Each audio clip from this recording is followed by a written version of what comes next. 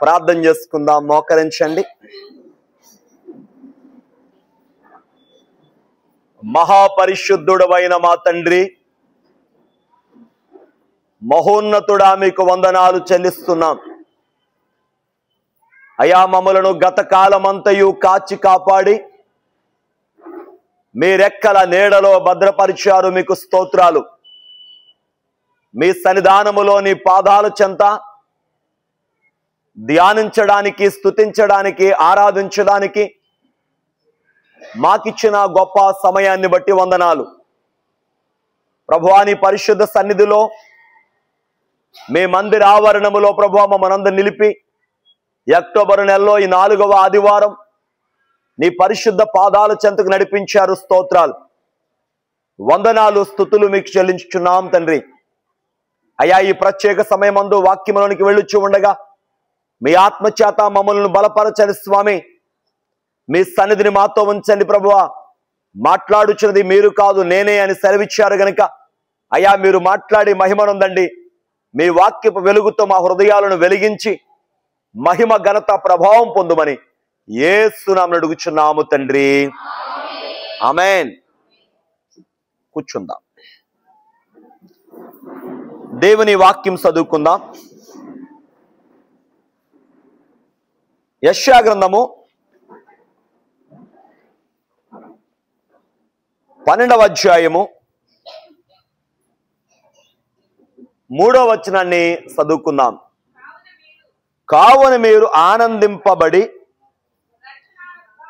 రక్షణాధారమైన బావులలోని నీళ్లు చేదుకుందురు. చాలు. దేవుడు తన పరిశుద్ధ వాక్యమును మన వినికిడిలో దీవించునుగాక. ప్రభువు నామమును బట్టి కృపా సమాధానం మనకెల్లరు కలుగునుగాక. ఆమేన్. దేవుని యందు ప్రియమైన వారలారా, యెషయా గ్రంథము 12వ అధ్యాయం 3వ వచనంలో కావున మీరు ఆనందపడి రక్షణాధారమైన బావులలోని నీళ్లు చేదుకొందురని ఉందండి. దేవుని బిడ్డలారా, మనకు కనబడుతున్న మాట బావి. చెప్పండమ్మా, బావి. ఇవాళ మన ధ్యానాంశము బావి. ఈ బావికి ఒక చక్కని పేరుంది, రక్షణాధారమైన బావులు అని. ఏ బావులండి? రక్షణాధారమైన బావులు. అయితే మనం ఇది ఎలా తోడుకుంటామంట? ఆనందపడి. చెప్పండి, ఆనందపడి. ఆనందము లేకుండా ఏ పని మనం చేయలేం. సంతోషము లేకుండా ఏ కార్యము కూడా సంపూర్ణం కాదు. కాబట్టి పరిశుద్ధ వాక్యం చెప్తుంది, మీరు ఆనందపడి రక్షణాధారమైన బావులలోని నీళ్లు చేదుకొందురు అని. బావి అనేది మన ఉనికికి, మన జీవనానికి ఎంతో ఆధారం. నీళ్లు లేకపోతే ప్రపంచాన్ని మనం ఊహించగలమా? ఊహించలేం. మనకి చక్కని కాలువలు, చక్కని సెలయేర్లు ఉండాన్ని బట్టి మంచిగా మనకి కాలువలు, పంట కాలువలు, మంచి వాటర్ వసతి ఉండాన్ని బట్టి మనకు ఇబ్బంది అనేది ఎక్కడ కలగదు. ఈ కాలువలే లేకపోతే, ఈ నీళ్ళే లేకపోతే మన మనుగడేంటి? నీరు ఎలాగైతే మన పంటలకు అవసరమో, నీరు ఎలాగైతే మన యొక్క జీవులకు అవసరమో, మనకు అవసరమో, అలాగే ఆత్మీయ సంబంధమైన బావులు కూడానట, రక్షణాధారమైన బావులు మనకి లేకపోతే ఆత్మీయంగా మనం కూడా ఏం చేయలేము, వృద్ధి చెందలేము, ఆత్మీయంగా ముందుకు సాగలేము. అందుకే వాక్యం చెప్తుంది, మీరు ఆనందపడి ఏమయ్యమ్మా? రక్షణాధారమైన బావుల్లో నీళ్లు చేదుకొనండి. ఏ బావులు అంటే ఇవి నీళ్లు మన పంటకి, మనం త్రాగడానికి, మన అవసరార్థమై ఈ నీళ్లు కావాలి. కానీ మనం ఆత్మీయంగా మనం ముందుకు సాగడానికి రక్షణాధారమైన బావులు తవ్వాలి. ఏ బావులమ్మా? ఆ బావిలోని నీళ్ళట ఏమవుతుంటది? ఉబ్బుకుతూ ఉంది. వాక్యం మరలా చూడండి, రక్షణాధారమైన బావుల్లో నీళ్లు చేదుకొనండి. నీళ్లను చేదే అనుభవం. చేదడం అన్నా తోడడం అన్నా ఒకటే. మనం నీళ్లను తోడుతూ ఉంటే నీళ్ళు ఏమవుతాయి? ఊరుతూ ఉంటాయి. తోడకపోతే మనకు చిన్నప్పుడు, ఇప్పుడైతే మనకు ట్యాపులు వచ్చేసినాయి, కానీ పూర్వకాలంలో నీళ్ళని ఏం చేసేవాళ్ళం? బకెట్ పెట్టి తోడేవాళ్ళం. అవి తోడేకొలది ఏమవుతూ ఉండేవి? ఊరుతూ ఉండేవి. అవి ఊరాలి అంటే నీవు తోడాలి. నీవు తోడతా ఉంటే అది ఊరుతుంది, కానీ నీవు తోడకపోతే ఊరదు. మరి ఆత్మీయంగా మన బావులు ఎలా ఉన్నాయి? ఆత్మీయంగా మన బావులు గనక మనం ఎప్పటికప్పుడు మనం తోడుకునే అనుభవంలోకి వచ్చినట్లయితే క్రొత్త అనుభవాలు మనలో, హృదయములో, అంతరంగములో ఆత్మీయ అనుభవాలు ఊరుతా ఉంటాయి. దేవునికి స్తోత్రం. మన ఆత్మీయంగా ఆత్మీయ అనుభవంతో నిండి ఉండాలంటే మన బావుల్లో నీళ్లు తోడుకునే అనుభవం కావాలి. అసలు బావులే బాగుండాలి. ఎలా ఉండాలండి? బావులు బాగుగా ఉండాలి. అవి ఎప్పటికప్పుడు చెప్పండి, సరిచేయబడుతున్న బావుల వలె ఉండాలి. ఇవాళ మీకు కొన్ని బావుల గురించి చెప్పేటప్పుడు ఒక అనుభవాన్ని చెప్పి ఆ బావుల దగ్గరికి వెళ్దాం. ఆదికాండము 26వ అధ్యాయము 18వ వచనాన్ని చూద్దాం. ఆదికాండము 26వ అధ్యాయము 18వ చదవమ్మా. అప్పుడు తన తండ్రి అయిన అబ్రహాము దినములలో తవ్వించిన బావులను ఇస్సాకు తిరిగి మరలా త్రవ్వించాను. చదవమ్మా. యాలయనగా అబ్రహాము మృతి పొందిన తరువాత ఫిలిస్తీయులు ఆ బావులను పూడ్చివేసిరి. వినండి అమ్మా, ఇస్సాకు ఒక పని చేయడం ప్రారంభించాడు. ఆ పని ఏంటంటే బావులను తవ్వే పని. ఏ పనండి? అయితే బావులట ఎవరు త్రవ్వించినవంటే ఇస్సాకు గారు తండ్రి అయిన అబ్రహాము త్రవ్వించిన బావులు. ఎవరు త్రవ్వించిన బావులండి? ఎందుకంటే అబ్రహాము గారు గొప్ప ఒక వ్యవస్థ కలిగిన వాడు. ఆయన చక్కని పంట కలిగిన వాడు, పశువులు కలిగిన వాడు. ఆదికాండం 13వ అధ్యాయం చూస్తే అబ్రహాము వెండి బంగారము పశువులు కలిగి బహు ధనవంతుడై ఉన్నాడు. ఈ వ్యవస్థ అంతా నడిపించడానికి ఆయన చక్కని బావులు కావాలి, నీళ్లు కావాలి. కాబట్టి ఆయన నీళ్ల కోసం బావులు తవ్వించాడమ్మ. చక్కని బావులు తవ్వించాడు. ఆయన త్రాగడానికి, పశువులకు పెట్టుకోవడానికి, పంటలకు కావడానికి నీళ్ల బావులు తవ్వించాడు. అయితే అబ్రహాము చనిపోయే వరకు, అంటే అబ్రహాము బ్రతికున్నంత వరకు ఆ బావులనట ఫిలిస్తీయులు ఏం చేయలేదు? ముట్టుకోలేదు. ఆ బావుల్ని ఏమి చేయలేకపోయారు. ఎప్పుడైతే అబ్రహాము చనిపోయాడో ఆ బావులనట ఫిలిస్తీయులు మన్ను పోసి పూడ్చారని బైబిల్ చెప్తుంది. ఆదికాండం మనం చూసాం కదా, ఆ వాక్యంలో 19వ వచనం. ఎప్పుడు పూడ్చేశారు ఆ బావులు? అబ్రహాము చనిపోయిన తర్వాత. ఇక్కడ మనం ఆత్మీయంగా ఒక అర్థాన్ని చూద్దాం. అబ్రహాము యొక్క పేరు మనందరికి తెలుసు, విశ్వాసులకు తండ్రి. అందరూ చెప్పండి, దేవునికి స్తోత్రం. అబ్రహాము బ్రతికున్నంత వరకు ఆ బావులు ఎవరైనా ముట్టుకున్నారా? చనిపోయిన తర్వాతే పూడ్చారు. అమ్మా, ఇక్కడ ఆత్మీయ అర్థము లోతుకి వెళితే విశ్వాసములో నిలిచి ఉన్నంత కాలం ఈ ఆత్మీయ బావులు చక్కగా ఏమవుతాయి? వృద్ధి చెందుతాయి, ఊరతాయి. అవి అనేక మందికి జీవంగా మారతాయి. దేవునికి స్తోత్రం. ఎప్పుడు విశ్వాసములో మనం చన్నబడిపోతామో, చన్నగిల్లిపోతామో, విశ్వాసములో మనం మృతమైపోతామో, ఫిలిస్తీయులు బావులు పూడ్చినట్టుగా సాతానుగాడు కూడా మన అంతరంగాన్ని ఏం చేస్తున్నాడు? మన ఆత్మీయ జీవితాన్ని ఏం చేస్తున్నాడు? మన ప్రార్థనా జీవితాన్ని ఏం చేస్తున్నాడు? పూడ్చేస్తున్నాడు. జాగ్రత్త. మన విశ్వాసములో మనం బలంగా ఉంటే మన బావులు కూడా బలంగా ఉంటాయి. దేవునికి స్తోత్రం. అబ్రహాము గురించి మనం చూస్తే చక్కని పోరాటం గలవాడు అబ్రహాం. ఎన్నో యుద్ధాలు చేసినట్టుగా మనకి ఆదికాండములో మనం చూసినప్పుడు, ఆయన చరిత్రను గమనించినప్పుడు కనబడతాం. అబ్రహాం బ్రతుకున్నంత కాలం ఆ బావులు ఎవరు ముట్టుకోలేదండి. ఆ బావుల పైన ఎవ్వరికి కూడా చెయ్యి వేసే అధికారం, శత్రువుకి అధికారం లేదు. చనిపోయిన తర్వాత బావులు ఏం చేశారంట?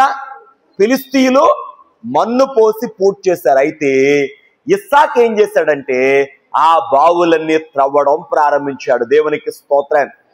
అమ్మా, మూయబడిన బావులు మనం ఏం చేయాలి? త్రవ్వాలి. దేవునికి స్తోత్రం. సాతాను పని దేవుని పనిని ఆటంకపరచడం. చెప్పండి, మన పని ఏం చేయాలి? దేవుని పనిని కొనసాగించాలి. దేవునికి స్తోత్రం. అక్టోబర్ మాసంలో మనం ఒక గొప్ప దైవజనుని జ్ఞాపకం చేసుకోవాలి.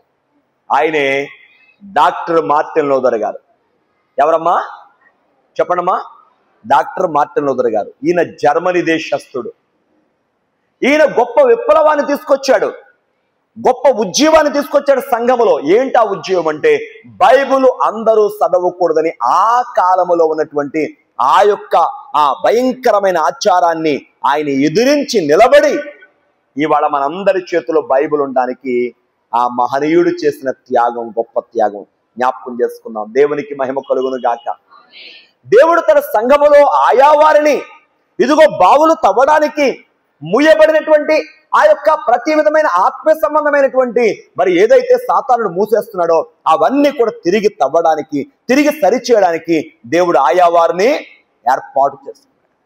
అలాంటి క్రమములోనే చెప్పండి, డాక్టర్ మార్టిన్ లూథర్ గారిని కూడా దేవుడు ఏర్పాటు చేసుకున్నాడు. దేవునికి స్తోత్రం. అలాగే మనం చూస్తే దైవజనులు దేవదాసాయి గారిని ఆ దాచివేయబడిన సన్నిధిని మనందరికి ఇవ్వడానికి దేవుడు దైవజనులు దేవదాసాయి గారిని దేవుడు ఏర్పాటు చేసుకున్నాడు. దేవునికి మహిమ కలుగును గాక. ఇప్పుడు ఇస్సాకు జీవితాన్ని చూద్దాం. ఇస్సాకు గారు బావులు తవ్వడం ప్రారంభించాడండి. ఏం తవ్వడం అమ్మా? బావులు తవ్వితే ఆ ఫిలిస్తీయులు ఊరుకున్నారా? ఊరుకోవట్లేదు. వాళ్ళ బావులు లాగేసుకున్నారు. కానీ ఇస్సాకు బావి తవ్వడం ఆపడం లేదు. వాళ్ళు లాగినా సరే, వాళ్ళు వద్దన్నా సరే, వాళ్ళు మన్ను పోసి పూర్తి చేస్తున్నా సరే బావులు తవ్వడం ప్రారంభించాడు. కానీ అదే బావి దగ్గర ఏం జరిగిందో తెలుసా? సమాధానము దేవుడిచ్చాడు. దేవునికి స్తోత్రం.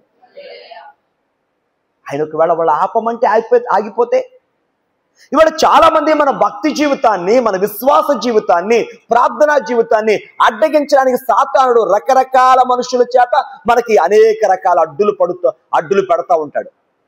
అవునా? మనం ఆగిపోతే అబ్రహాము జీవితాన్ని చూడండి, ఇస్సాకు జీవితాన్ని చూడండి. అబ్రహాము అనేక యుద్ధాలు చేస్తే ఇస్సాకు గారు ఏ యుద్ధం చేసినట్లేదు.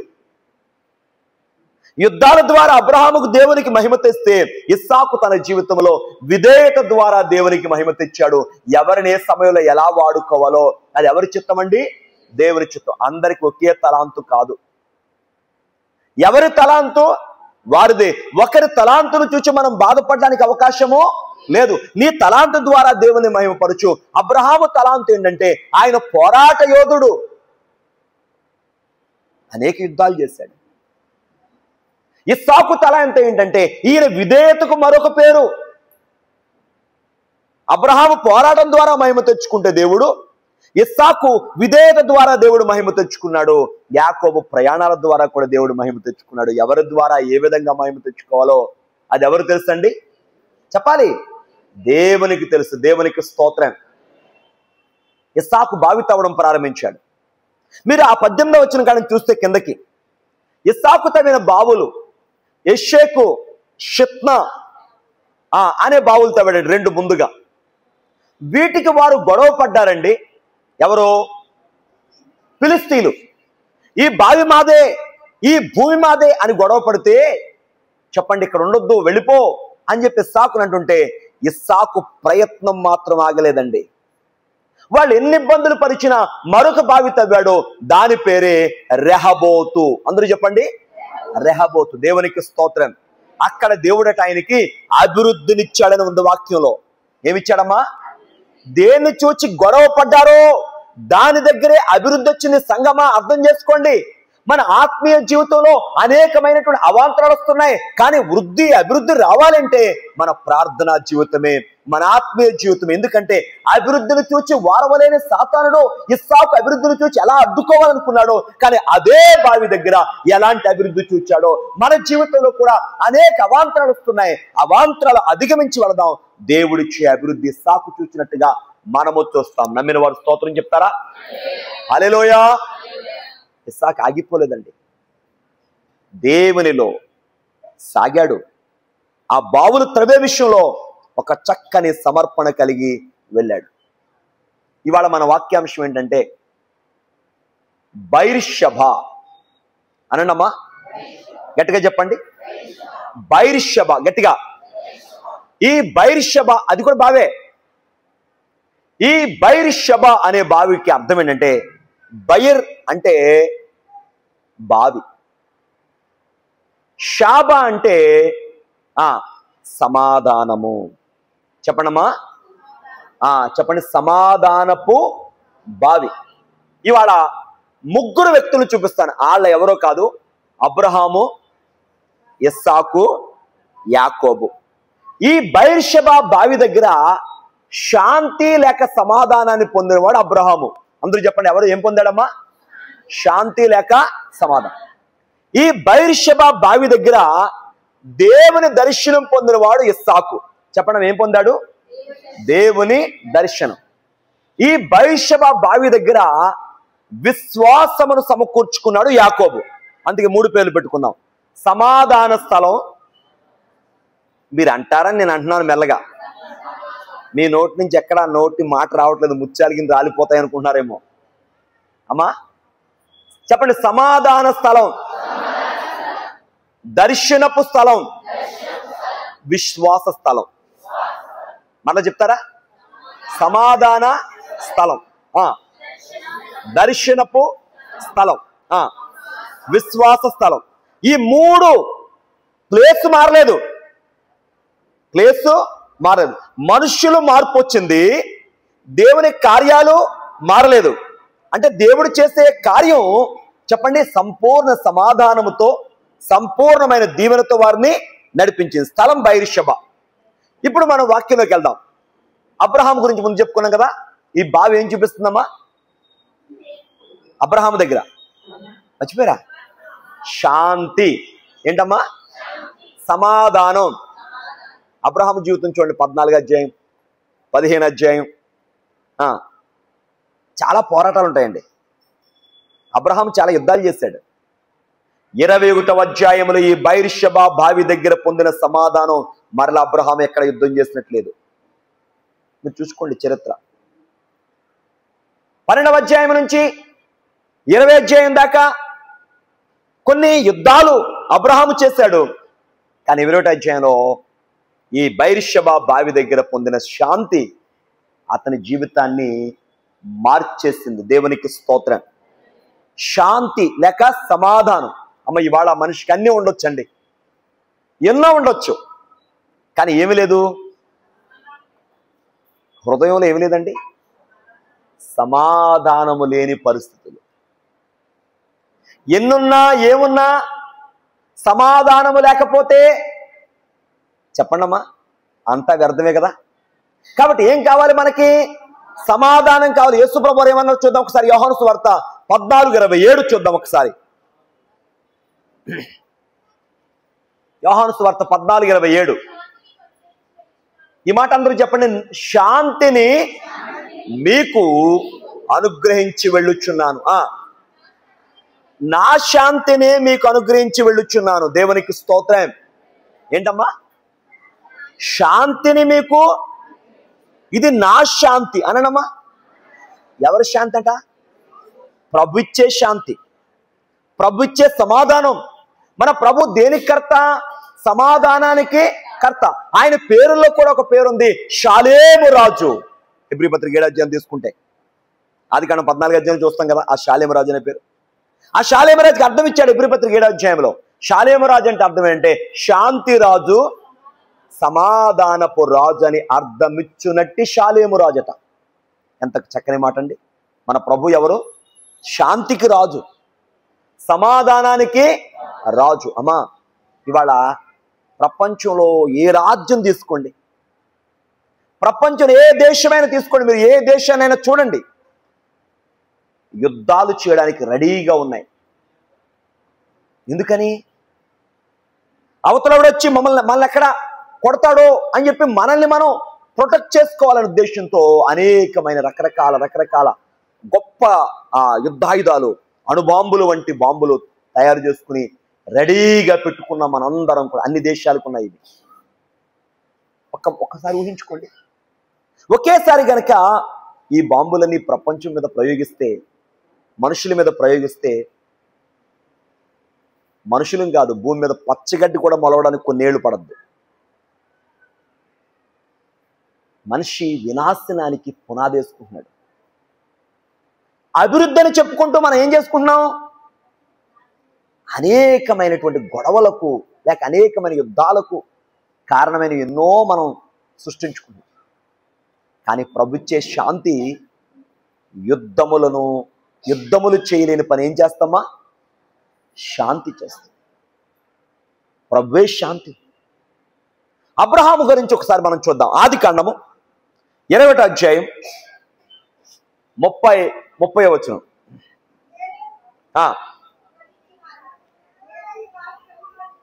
దేవునికి మహిమ కలుగును గాక. ఆదికాండము 21వ అధ్యాయంలో మనం చూస్తే ఇలా రాయబడింది, నేనే ఈ బావిని తవ్వించినందుకు నా సాక్షార్థముగా ఈ 7 గొర్రె పిల్లలను నీవు నా చేత పుచ్చుకునవని చెప్పాను. అక్కడ వారిద్దరూ ప్రమాణము చేసుకున్నందున ఆ చోటు బైర్షెబా అనబడిన. దేవునికి స్తోత్రం. ఏమనబడిందండి? గట్టిగా చెప్పండి. ఆ చోటు పేరేంటి? బైర్షెబా. గట్టిగా చెప్పండి. బైర్షెబా కాడ ఏం పొందాడంటే అబ్రహాము? సమాధానం. ఎందుకు సమాధానం అంటే అప్పటి వరకు ఉన్న గొడవంతా కూడా అబీమెలెకుతో కానీ ఆ ఫిలిస్తీయులతో కానీ ఉన్న గొడవంతా కూడా ఒక్కసారిగా తొలగించబడి సమాధానము కలిగింది. అది బావి సాక్షిగా నిలిచిందండి. 7 గొర్రె పిల్లలను ఆయన ఇచ్చాడు. 7 దేనికి గుర్తయ్యా అంటే చెప్పండి, సంపూర్ణత్వానికి గుర్తు. దేవునికి స్తోత్రం. హల్లెలూయా. సంపూర్ణమైన ప్రభు నీలో ఉంటే, పరిపూర్ణమైన ప్రభుతో మనం సహవాసం చేస్తే ఎల్లప్పుడూ సమాధానంతో మనం ముందుకు సాగుతాం. దేవునికి స్తోత్రం. అయితే అబ్రహాము బావి ఎలా ఉంది? ఉబ్బుకుతూ ఉంది. అబ్రహాం బావి ఎలా ఉంది? అబ్రహాం ఉన్నంతకాలం ఎవరైనా దాన్ని పొడ్చగలిగారా? ఎవరైనా దాని మీద చెయ్యి వేయగలిగారా? ఎవరికి అధికారం లేదండి.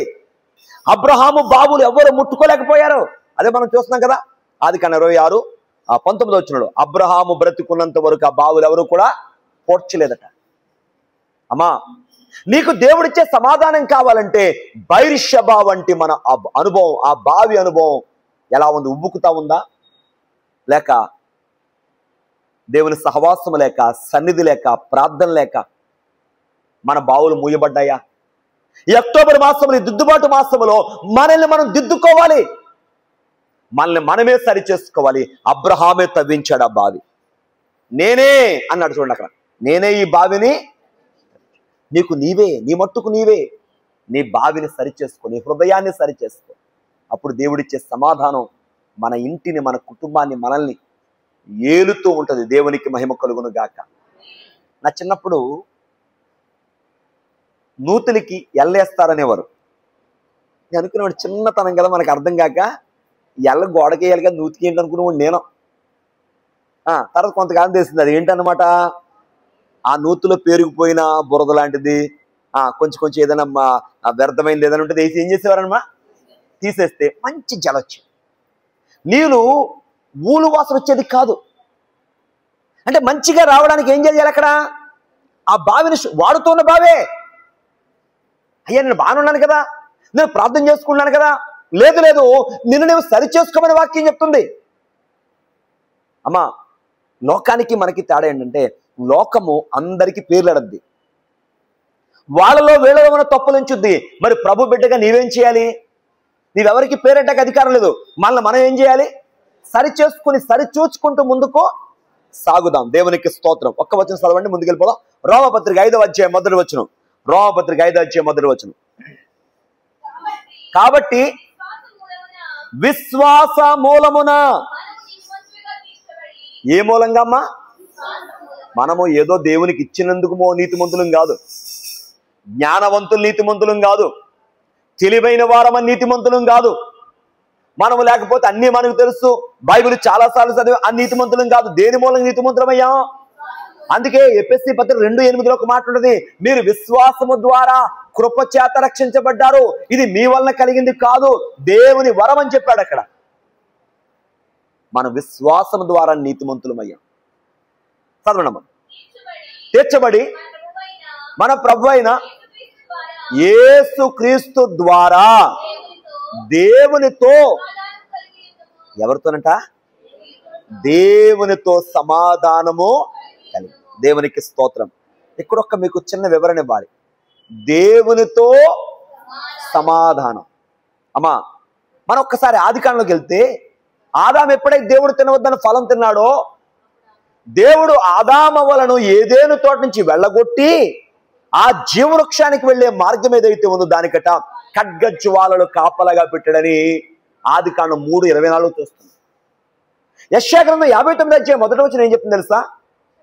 రక్షింపనేరకు ఆయన హస్తము కొరచు కాలేదు, విననేరకు ఉన్నట్లు ఆయన చెవులు మందము కాలేదని వాక్యం చెప్తుంది. కానీ మన పాపాలే, మన దోషాలే మనకి, మన దేవునికి. ఇంకొంచెం మనం ముందుకెళ్తే, దేవుని సమీపించడానికి, పరిశుద్ధ స్థలం వెళ్ళడానికి మనకి ఎవరికి అధికారం లేదు. మనమందరం కూడా ఆవరణం ఉండవలసిన వాళ్ళమే. అయితే ఈ అడ్డొచ్చిన పాపాన్ని యేసుక్రీస్తు వారు సిలువలో చేసిన మహాయాగాన్ని బట్టి, హెబ్రీ పత్రికలో పౌలు భక్తులు అన్నట్టుగా 10:19 సహోదరులారా, యేసు ప్రతిష్ఠించిన మార్గం నూతనమైంది, జీవము గలది, ఆయన శరీరం అనే తెర ద్వారా ఏర్పరచబడిన మార్గంలో మనం ప్రవేశించామని చెప్పినట్టుగా ప్రభు ఆ మార్గాన్ని తెరిచారు గనక విశ్వాసము ద్వారా మన లోపలికి వచ్చి ఆయనతో సమాధానం గలవారం అయిపోయాం. దేవునికి స్తోత్రం. దేవునితో మనకి ఏం ఏర్పడింది? సంధి, సమాధానం. దేవునికి స్తోత్రం. అందుకే ఈ బైర్షెబా బావి ఏం చెప్తుందంటే శాంతి స్థలం అననమ్మా. ఎప్పుడైతే నీ బావి ఉబ్బుకుతా ఉంటుందో, నీ బావి, నీ ప్రార్థన, నీ విశ్వాసం, నీ సన్నిధి జీవితం ఎప్పుడైతే దేవుని ఎడల యథార్థంగా ఉంటుందో దేవుడిచ్చే సమాధానాన్ని పొందుకుంటాం. సమాధానమే అన్ని ఆశీర్వాదాలకు మూలం. నమ్మిన వారు స్తోత్రం చెప్పండి. హల్లెలూయా. ఇక రెండో వచ్చేద్దాం. ఇస్సాకు కలిగి ఉన్న బైర్షెబా ఏ స్థలం అని చెప్పాను? దర్శన స్థలం అననమ్మా. అబ్రహాము దగ్గర ఏం చూచాం? సమాధాన స్థలం, శాంతి స్థలం. ఇస్సాకు దగ్గర ఏం చూస్తున్నాం? దర్శన స్థలం. దేవునికి స్తోత్రం. హల్లెలూయా. చూడండి, ఇస్సాకు గారికి దేవుడు 2 సార్లు కనబడ్డట్టుగా ఆదికాండం 26వ అధ్యాయంలో చూస్తున్నాం. ఎలాగనంటే 26వ అధ్యాయం ఆదికాండంలో కరువు వచ్చిందట ఇస్సాకుకి. ఈ కరువు కాలంలో ఈయన అబీమెలెకు దగ్గరికి వెళ్ళాడండి. వెళ్ళినప్పుడు దేవుడు అంటాడు, నీవు ఐగుప్తుకు వెళ్ళొద్దని అక్కడే చెప్పాడు దేవుడు, ఇక్కడే ఉండు, నిన్ను దీవిస్తానని చెప్పాడు దేవుడు. అయితే ఈ దీవించే క్రమంలో ఇస్సాకును దేవుడు ఎంతగానో ఆశీర్వదించాడు. ఇస్సాకు బావులు తవ్వాడు, చూసుకున్నాం కదా మనం. 18వ వచనం కాడి నుంచి 19వ వచనం కాడి చూస్తే ఇస్సాకు బావులు తవ్వాడు. ఏం బావులు తవ్వాడు? ఎస్సేకు, సెత్నా వారు గొడవకు వచ్చారండి. అమ్మ, ఫిలిస్తీన్ దేనికి వచ్చారు? గొడవకు వచ్చారు. ఈ బావి మాదే, ఈ నేల మాదే అన్నారు. ఇస్సాకు ఆగిపోయిందా ప్రయత్నం? బావి తవ్వే ప్రయత్నం ఆపేశాడా? ఆపలేదండి. మనలో చాలా మంది ఎవరైనా అడ్డుపరిస్తే ఆత్మీయ విషయాలు ఆగిపోతున్నారు. ఇంత చాలా ఘోరమైనది. అమ్మా, ఇస్సాకును చూడండి, వాళ్ళు ఆటంకపరుస్తున్నారు, కానీ ఆయన ముందుకు వెళ్ళి తవ్వాడు ఒక చక్కని బావి. దాని పేరే రెహబోతు. ఏం పేరమ్మా? అక్కడ దేవుడు ఏమిచ్చాడంటే అభివృద్ధి ఇచ్చాడంట. ఏమిచ్చాడు చెప్పండి? ఏమిచ్చాడు? గట్టిగా, అభివృద్ధి. అంటే ఏ బావి ద్వారా జగడం వచ్చిందో అదే బావి ద్వారా ఏమొచ్చింది? ఇప్పుడు ఇస్సాకు జీవితం ఏం గుర్తుండదా? అభివృద్ధి గుర్తుండదా? జగడం గుర్తుండదా? అంతే కదా. దేవునికి స్తోత్రం. దేవుని బట్టి ఏదైనా శోధన కలిగిందా? నిన్ను దీవించేవాడు దేవుడే, నిన్ను పోషించేవాడు దేవుడే, నిన్ను నడిపించేవాడు దేవుడే, నిన్ను ఆదరించేవాడు దేవుడే, నీకు అభివృద్ధినిచ్చేవాడు దేవుడే, మన కార్యాలు నెరవేర్చేవాడు దేవుడే. ఆయనలో సాగు. ఇస్సాకు అభివృద్ధి చూసినట్టుగా మనం కూడా చూస్తాం కదా. చూస్తాం, ఖచ్చితంగా చూస్తాం. దేవునికి స్తోత్రం. ఇప్పుడు చూడండి, ఆదికాండం 26:25 ఎవరో ఎక్కడండి? దేవునికి స్తోత్రం. చదవండి వచ్చిన మీకు ముందు చదువుతాయి మీకు అర్థం. చదవండి. యెహోవా నామమున ప్రార్థన చేసెను. దేవునికి స్తోత్రం. మీకు బైర్షెబా అనే పేరు ఎక్కడ ఉందండి? 23వ వచనం చూసుకోండి. అక్కడ నుండి అతడు బైర్షెబాకు వెళ్ళాను. ఆ రాత్రి యెహోవా అతనికి, దేవునికి స్తోత్రం. హల్లెలూయా. అమ్మ ఒక్కసారి గట్టిగా మన చేతులు పైకెత్తి హల్లెలూయా చెప్పండి. హల్లెలూయా. 26వ అధ్యాయం 18 నుంచి మీరు చూస్తే ఇస్సాకు బావి తవ్వడం, వాళ్ళు వచ్చే బావి లాక్కోవడం. అవునా? ఇప్పుడు బైర్షెబాలో దేవునికి ఎప్పుడైతే బలిపీఠం కట్టాడో, దేవుడు ఎప్పుడైతే ఆయన కనబడి మాట్లాడాడో, దేవుడు కనబడి మాట్లాడగానే శత్రువులు కూడా మిత్రువులుగా మారారండి. ఎలాగో చూద్దామా? చూడండి 26వ వచనంలో 24వ వచనం చూడండి. యెహోవా అతనికి ప్రత్యక్షమై, నేను నీ తండ్రి అయిన అబ్రహాము దేవుడును, నేను నీకు తోడై ఉన్నాను. నీవు గనుక భయపడకుము. నా దాసుని అబ్రహామును బట్టి నిన్ను ఆశీర్వదించి నీ సంతానం విస్తరింప చేసేదను అని చెప్పాను. అక్కడ అతడు ఒక బలిపీఠం కట్టించి యెహోవా నామమున ప్రార్థన చేసి అక్కడ తన గుడారం వేసాను. అప్పుడు ఇస్సాకు బావులు అక్కడ బావి తవ్విరి. బైర్షెబాలో కూడా ఏం తవ్వారు చెప్పాలి? బావి తవ్వారు. ఇక్కడ గుడారం కూడా వేసుకున్నారంటే ఇస్సాకు. గుడారం అంటే ఏంటి? ఇల్లు. అంటే పూర్వకాలంలో అబ్రహాము, ఇస్సాకు, యాకోబులండి గుడారాల్లో ఉంది. వాళ్ళు ఎలా ఉన్నారంట? పెద్ద పెద్ద ఇల్లు కట్టుకునేది వాళ్ళు. ఎందుకని? అదిగో పునాదులు గల పట్టణం కొరకు ఎదురు చూశారంట. దేవుని స్తోత్రం. హల్లెలూయా. అందుకు వాళ్ళు ఏం వేసుకున్నారు? గుడారం వేసుకున్నారు. ఇప్పుడు బైర్షెబాలో దేవుడు కనబడ్డాడు, బైర్షెబాలో గుడారం వేసుకున్నాడు. ఇదే బైర్షెబాలో ఏమొచ్చింది తెలుసా? 26వ వచనం గారు చదవండి. అంతటా అబీమెలెకును అతని స్నేహితుడైన హుజాతును అతడు సేనాధిపతిని పికోలును గెరారు నుండి అతని యొద్దకు వచ్చిరి. చూసారా ఎవరు వచ్చారు? అమ్మా మీకు అర్థమవుతుందా? ఎవరు వచ్చారు?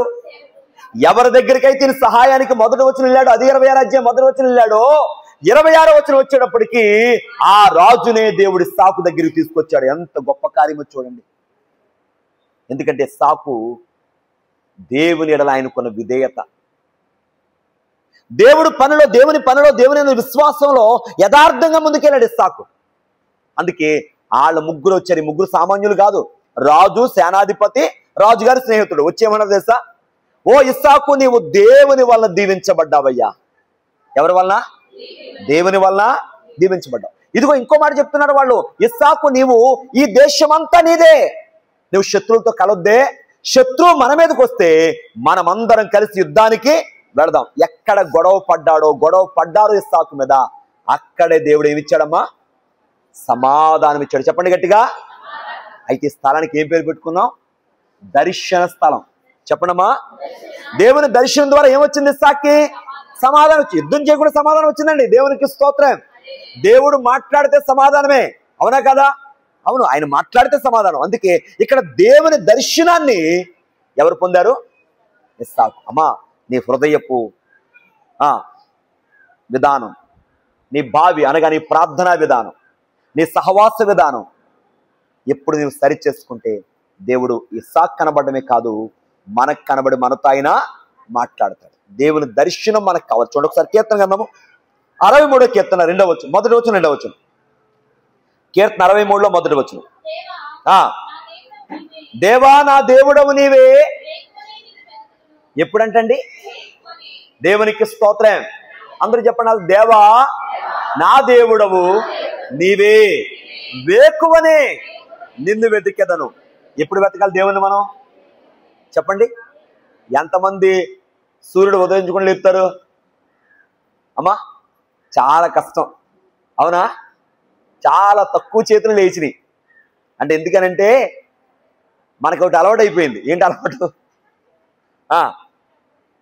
ఎప్పుడు లేచినా మనల్ని ఎవరు ఏమంటలేదని ఆలోచన కదా. కానీ అలా కదట. ప్రార్థన కోసం మనం పెందల కడే లేవాలి. దేవునికి స్తోత్రం. ఉదయం మన ఇంట్లో ఏమేయాలి మనం?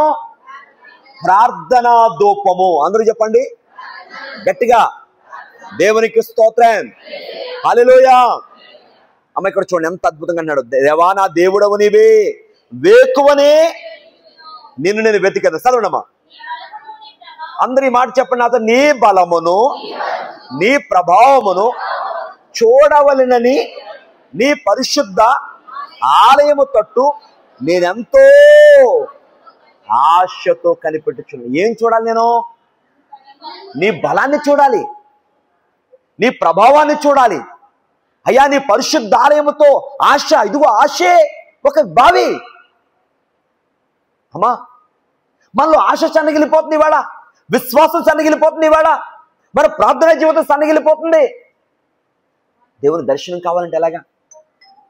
ఎక్కడైతే దేవుని దర్శనం వచ్చిందో అక్కడ దేవుడిచ్చే సమాధానం పొందాడు. ప్లస్ అదే స్థలంలో ఏం చూచాడండి ఇస్సాకు? అభివృద్ధి. ఏం కనపడుతుందండి? అభివృద్ధి. దేవునికి స్తోత్రం, హల్లెలూయా. ఇది రెండో విషయం. ఇక మూడవదిగా మీకు చూపిస్తాను, యాకోబు బావి. యాకోబు వెళ్ళిన బైర్షబ. ఇది ఏ స్థలం అని చెప్పానండి? అందరూ చెప్పండి. విశ్వాస స్థలం. గట్టిగా చెప్పండి. దేవునికి స్తోత్రం, హల్లెలూయా. యాకోబుకి ఎంతమంది కుమారులు తెలుసు కదా మీకు? 12 మంది.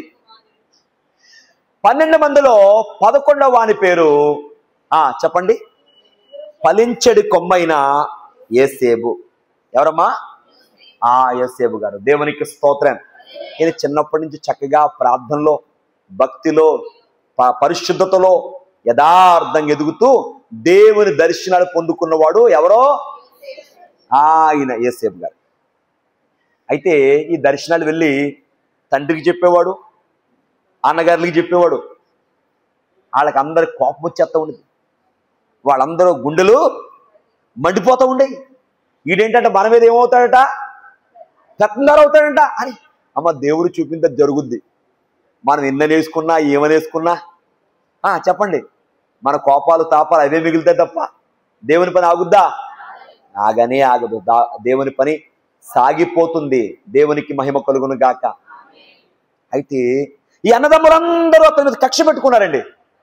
కక్ష పెట్టుకుని ఒకసారి ఈ అన్నగారులు గొర్రెలు మేపుతూ, మందలు మేపుతూ అరణ్యానికి వెళితే, వేరే ప్రాంతానికి వెళితే అక్కడికి ఆహారం పట్టుకెళ్ళమన్నాడు తండ్రి.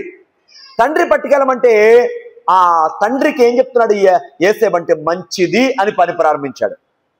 ఏమని ప్రారంభించాడండి? నేను వెళ్ళనన్నాడా? ఇవాళ చాలా మంది పిల్లలకి పని చెప్పాం అనుకోండి, ఏం కావాలి అమ్మా?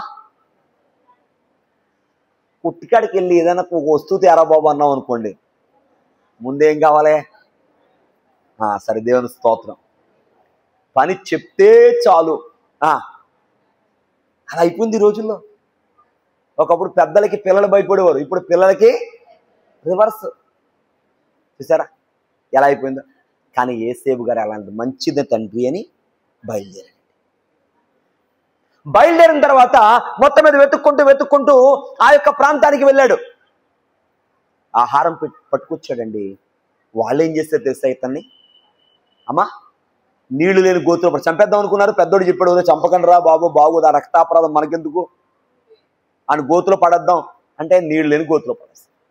మళ్ళీ పెద్దని గారు లేకుండానే ఐగుప్తు వర్తకులు వస్తుంటే వాళ్ళకి అమ్మేస్తారు. అమ్మేసే ముందు అతని వస్త్రాన్ని తీసుకున్నారు, అమ్మేశారు, అతను తీసుకెళ్ళిపోయారు యేసేబుని. ఈ వస్త్రాన్ని ఒక గొర్రెని చంపి ఆ గొర్రెలో ముంచి, రక్తంలో ముంచి ఈ వస్త్రాన్ని తండ్రి కట్టుకొచ్చి చూపించారు యాకోబుకి. ఇది నీ యొక్క ప్రియమైన కుమారుని వస్త్రమేనా అంటే అతనికి ఆడడం మొదలు పెట్టాడు. అయ్యో నా కుమారుడు చనిపోయావా, దుష్టముగా నిన్ను చీల్చేసి తినేసినయా అని చెప్పి ఆడడం మొదలు. సరే దేవుని మాట ఆగిపోద్దా అమ్మ? దేవుని దర్శనం ఆగిపోద్దా? ఆగిపోద్దా? మనుషుల ప్రయత్నాలు ఆగుతాయి. మనుషుల ప్రయత్నాలు ఎన్ని చేసినా దేవుని పనేనండి. దేవుడు మాటిస్తే ఆ మాట ఖచ్చితంగా నెరవేరుతుంది. దేవుడు తన మహాకృప చూపించాడు. ఎన్ని కష్టాలు పడ్డా ఆ కష్టాలన్నీ ఇక్కడ మెట్లుగా దేవుడు చేసి సింహాసనం ఎక్కించాడు ఐగుప్తు దేశానికి. దేవునికి స్తోత్రం, హల్లెలూయా. ఇక్కడ ఆహారం పెట్టాడు, అక్కడ ఆహారం పెట్టే స్థానంలో ఉన్నాడు. అమ్మా ఇక్కడ 10 మందికి ఆహారం పట్టుకెళ్ళాడు, అక్కడేమో దేశాలకు ఆహారం పంచే స్థానంలో ఉన్నారు. ఎవరో? యేసేబు గారు. దేవునికి స్తోత్రం. దేవుడు మాటిస్తే మరిచిపోడండి. మనం ఎందుకు దేవుని మాటను వ్యర్థంగా ఆలోచిస్తున్నాం. అందుకే వాక్యం చెప్తుంది, వాగ్దానము చేసిన వాడు నమ్మదగిన వాడని. ఎవరినైనా నమ్మదగిన వాడు. అయితే ఈ 7 సంవత్సరాలు విస్తారమైన పంట పండింది. ఈ పంట పండినప్పుడు మనకు తెలుసు కదా, ప్రొడక్షన్ బాగా పెరిగిపోతే రేటు తగ్గిపోద్ది. అలాగే పంట బాగా పండేస్తుంది. ఈ సమయంలో తెలుసు ఐగుప్తీయులకి, ఎందుకంటే యోసేపు ద్వారా దేవుడు దర్శన భావం చెప్పించాడు కాబట్టి ప్రపంచ దేశాల్లో పండిన పంట అంతా దాచేశారు. 7 సంవత్సరాల పంట, విస్తారమైన పంట పండిన సంవత్సరాలు అయిపోయింది. 7 సంవత్సరాలు భయంకరమైన కరువు. ఈ కరువు కాలంలో యోసేపు ఆహారం ఇవ్వడానికి అందరికీ ఉన్నత స్థానంలో ఉన్నాడు. ఎవరికైనా ఆహారం కావాలంటే ఎక్కడికి వెళ్ళాలి? ఈజిప్ట్కి వెళ్ళాలి, ఐగుప్తుకి వెళ్ళాలి. ఐగుప్తులో ఆహారం ఇచ్చేది ఎవరు? యోసేపు గారు. దేవునికి స్తోత్రం. ఈ సంగతి ఆ నోట ఈ నోట కనాన్లో ఉన్నటువంటి యాకోబు కుమారులకు తెలిసింది. ఐగుప్తులో ఆహారం ఉందట అని వెళ్ళారు. ఆహారం తీసుకొచ్చారు. ఆయన ప్రేమ చూడండి, ఎంత గొప్ప ప్రేమ, అంత చెప్పడానికి సమయం లేదు. కానీ వాళ్ళకి గింజలు ఇచ్చాడు.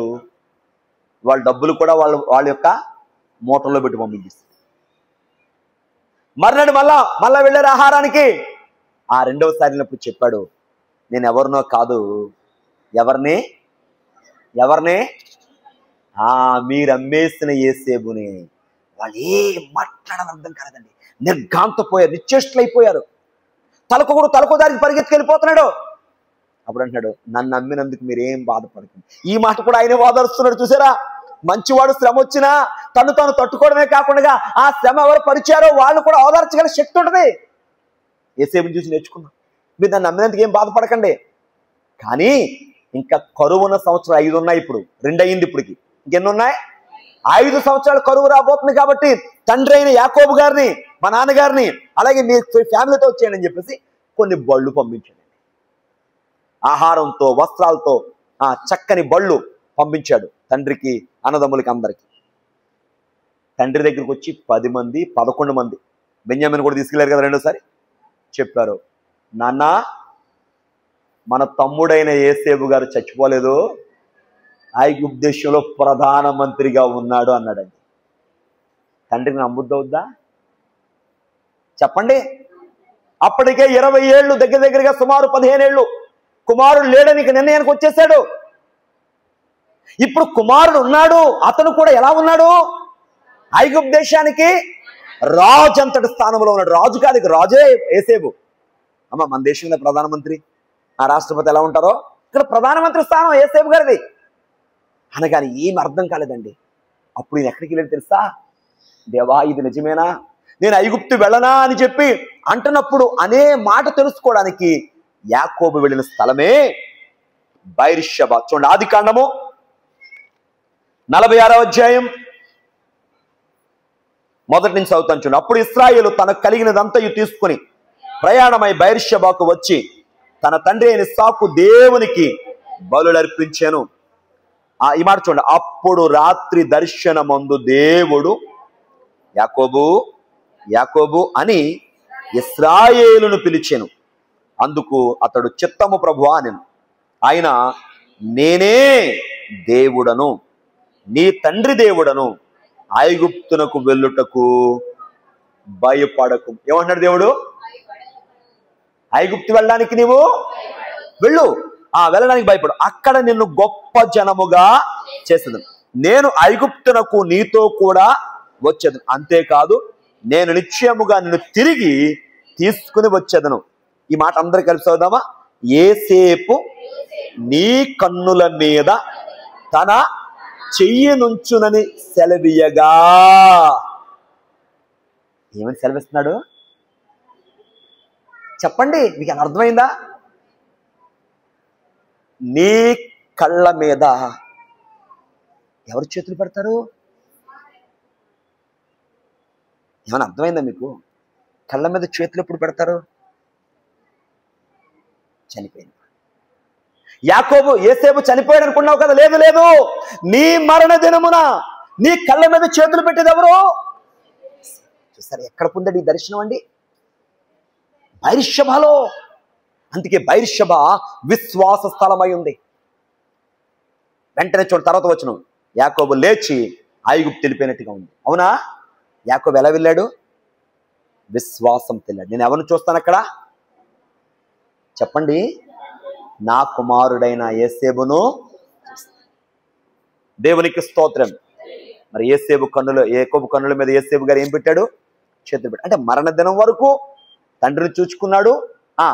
చెప్పండి, యాకోబు మరణించిన తర్వాత యేసేబు మరణించాడు తప్ప యాకోబు కంటే ముందు కాదు కదా. దేవుడు చెప్పిన మాట నెరవేరిందా లేదా? దేవునికి మహిమ కలుగును గాక. వాక్యం ముగింపులోకి వచ్చాను.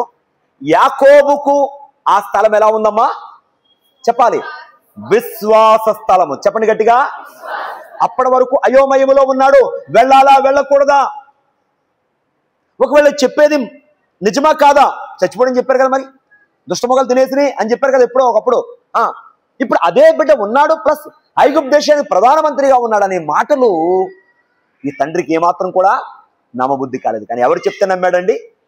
దేవుడు చెప్తే. దేవునికి స్తోత్రం. ఒక్క వచనం చదువుకుని ముగించేసుకుందాం. ఇక యెషయా గ్రంథము 41వ అధ్యాయం 10వ వచనం ఒకసారి చూద్దాం. యెషయా గ్రంథం 41:10. త్వరగా. బూదిగాంతముల నుండి నేను పట్టుకొని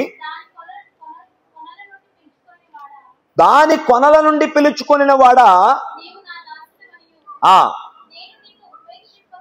నేను నిన్ను ఉపేక్షింపక ఏర్పరచుకుంటున్నాను, నేను నీతో చెప్పి ఉన్నాను, నీకు తోడై ఉన్నాను. అందరూ కలిపి నాతో చెప్పండి. భయపడకుము, నేను నీ దేవుడినై ఉన్నాను. దిగులు పడకము, నేను నిన్ను బలపరుతును. నీకు సహాయము చేయువాడు నేనే. నీతి అను దక్షిణ హస్తముతో నిన్ను నేను. దేవునికి స్తోత్రం. ఈ గొప్ప విశ్వాసం, ఈ గొప్ప ధైర్యముతో కూడిన పలుకులు బైర్షబాలో యాకోబు అందుకోగానే చెప్పండి ఏమొచ్చిందమ్మా ఆయనకి? గొప్ప విశ్వాసముతో కూడిన ధైర్యం వచ్చింది అమ్మా. అంతేకాదు, అప్పటి వరకు అతని మనసులో ఉన్నటువంటి మేమాంస, భయము, అలజడి అంతా తొలగిపోయి సమాధానము దొరికింది. ఇక్కడ విశ్వాసము దొరికింది, దేవుని దర్శనము దొరికింది, దేవుని సమాధానం కూడా యాకోబు పొందుకున్నాడు. దేవునికి స్తోత్రం. ఎక్కడ, ఏ స్థలం చెప్పండి? బైర్షబా అంటే ఏమని చెప్పుకున్నాం మనం? బావి. అవునా? మరి మన బావులు ఎలా ఉన్నాయి? బావి అంటే నేను చెప్పేది ఏదో భూ సంబంధమైన పొలములో, బావులో, ఇంట్లో, నూతులో, బోర్లో ఈ కాదు నేను చెప్పేది. మన ఆత్మీయంగా మన బావి ఎలా ఉంది? మన ఆత్మ సంబంధమైన మన బావులు, మన ప్రార్థనా జీవితం, దేవునితో మనకి ఉన్న సహవాస జీవితం, సన్నిధి జీవితం ఎలా ఉంది? ముయ్యబడి ఉందా? అప్పుడు సమాధానం ఎలా వస్తుంది? మన బావులు మూతబడిపోయినాయా? ఎలా దేవునితో మాట్లాడతాడు? మన బావులు ముయ్యబడి ఉన్నాయా? చెప్పండి. యాకోబుకు తోడైనట్టు దేవుడు ఎందుకు తోడుగా ఉంటారు? అందుకే మన బావులు మనం ఏం చేయాలి? యెషయా గ్రంథంలో మనం చదువుకున్నాం కదా 12:3లో, ఆనందపడి రక్షణార్థమైన బావుల్లో మీరు నీళ్లు చేదుకోండి అని చెప్పిన వాక్యం. దేవుని మనం చక్కగా ఆనందంగా సంతోషంతో ముందుకు సాగుతూ రక్షణార్థమైన బావులు వీటి పేర్లే వేరు. ఏ బావంట? యేసుప్రభు వారు కూడా అన్నారు. ఒక మాట చూడండి, యోహాను సువార్తలో మనం చూసినప్పుడు 7వ అధ్యాయంలో ఒక చక్కని మాట ప్రభు చెప్పారు. ఈ సమయంలో మనం జ్ఞాపకం చేసుకుని ముగించుకుందాం. 7వ అధ్యాయం యోహాను సువార్త తీసుకోండి. 7వ అధ్యాయం 38 చూడండి. నా యందు విశ్వాసం ఉంచువాడెవడో లేఖనము చెప్పినట్లు వాని కడుపులో నుండి జీవ జల నదులు పారును. ఏ నదంట అమ్మా? మనం దేవునిది విశ్వాసం ఉంచిన మన కడుపులో లేక మనలో జీవ జల నదులు. యేసుప్రభువు సమరస్థితితో మాట్లాడుతుంటారు. అమ్మా, నేనిచ్చు నీళ్లు కనుక నీవు త్రాగితే ఎన్నటికీ నీకు దప్పిక ఉండదు. కాబట్టి ఆయనిచ్చే ఆ పరిపూర్ణతను మనం పొందుకుందాం, సమాధానాన్ని పొందుకుందాం, మనల్ని మనం సరి చేసుకుంటూ. ఏదో దిద్దుబాటు మాసంలో, ఈ అక్టోబర్ మాసంలో ఒక్క మాసమని కాదు, కానీ ఎల్లప్పుడూ దైవ చిత్తానికి మనం లోబడుతూ ఆయన కృపలో మనం ముందుకు సాగుదాం. ఆయన ఇచ్చే సమాధానాన్ని, ఆయన ఇచ్చే దర్శనాన్ని పొందుకుంటూ విశ్వాస జీవితంలో ముందుకు సాగుతూ ఆయన రాకడకు సిద్ధపడు ధన్యత ఈ వాక్యం ద్వారా ప్రభు మనకు అనుగ్రహించును గాక. ఆమేన్. మోకరిందామండి. మహాపరిశుద్ధుడు అయిన మా ప్రభువా, మహోన్నతుడా, మీకు వందనాలు చెల్లిస్తున్నాం తండ్రి. మీ ఘనమైన నామమునకు వందనాలు, స్తుతులు, స్తోత్రములు చెల్లిస్తున్నాం. రక్షణార్థమైన బావుల్లో మీరు ఆనందపడి నీళ్లు చేదుకునమని అయా మీ వాక్యం సెలవిస్తా ఉంది. వందనాలు ప్రభువా. ఈ సాకు జీవితాన్ని మేము పరిశీలన చేస్తే ఆయా బావులు తవ్వేటప్పుడు ఎన్నో ఆటంకాలు ఏర్పడినప్పటికీ వాటి వైపు చూడక అయ్యా త్రవ్వుకుంటూ వెళ్ళాడు తండ్రి. చివరికి బైర్షబాలో నీవు మాట్లాడావు, నీ దర్శనం పొందుకున్నాడు. అదే సమయంలో అదే స్థలములో ఆశీర్వాదం పొందుకున్నాడు. అదే స్థలములో అయ్యా ఇదిగో నా తండ్రి ఆ ప్రాంత మనుష్యులు ఇస్సాకుతో సమాధాన పడ్డ విధానం చూస్తా ఉన్నాం. అదే స్థలములో నీవు ఆయనకి అభివృద్ధినిచ్చావు తండ్రి. నాయన నీకు వందనాలు నాయన. 3 విషయాలు మేము నేర్చుకున్నాం తండ్రి. నాయన అబ్రహాము బావి శాంతి స్థలముగాను, ఇస్సాకు బావి అయ్యా ఇదిగో దర్శన స్థలముగాను, యాకోబు బావి విశ్వాస స్థలముగాను మేము చూస్తా ఉన్నాం. నాయనా నీకు వందనాలు తండ్రి. స్తుతులు స్తోత్రాలు చెల్లిస్తున్నాం అయ్యా. ఇంతవరకును వినబడిన వాక్యమును నాయన మా అందరి అంతరంగాల్లో ముద్రించండి. మా బావులను బడుచున్న మా హృదయములు, మన ఆత్మీయ జీవితములు ప్రభువా అయ్యా ఎప్పుడు పరిపూర్ణంగా నాయన అతను సంపూర్ణంగా ఫలించినట్లు, సంపూర్ణంగా ఉబ్బుకున్నట్లు, సంపూర్ణంగా నాయన నా తండ్రి ఊటలు పారునట్లుగా ప్రభువా సహాయము చేయమని ప్రార్థన చేస్తున్నాం. నాయనా నీకు వందనాలు, స్తుతులు స్తోత్రాలు చెల్లిస్తున్నా. మన్ను పోసి పూర్తి చేశాడు. ఈ అబ్రహాము చనిపోయిన తర్వాత ఫిలిస్తీయులు బావులను చూస్తున్నాం తండ్రి. అయ్యా అలాంటి పరిస్థితి రాకుండా కాపాడండి. ఎందుకనగా తండ్రి ఇదిగో మా జీవితంలో ప్రభా మేము తండ్రి ఎల్లప్పుడూ మా బావులు సిద్ధపరుచుకుంటూ నాయన మా హృదయాంతరంగాలు సరి చేసుకుంటూ నీవిచ్చే ప్రతి ఆశీర్వాదాన్ని పొందుకుని మీరు ఆకడ సిద్ధపడిన సహాయం దయచేయండి. ఎంతవరకు వినబడిన వాక్యమును తండ్రి మా అందరి అంతరంగాల్లో ముద్రించి మహిమనందుమని యేసు నామమున అడుగుచున్నాము తండ్రి. మరణాతా.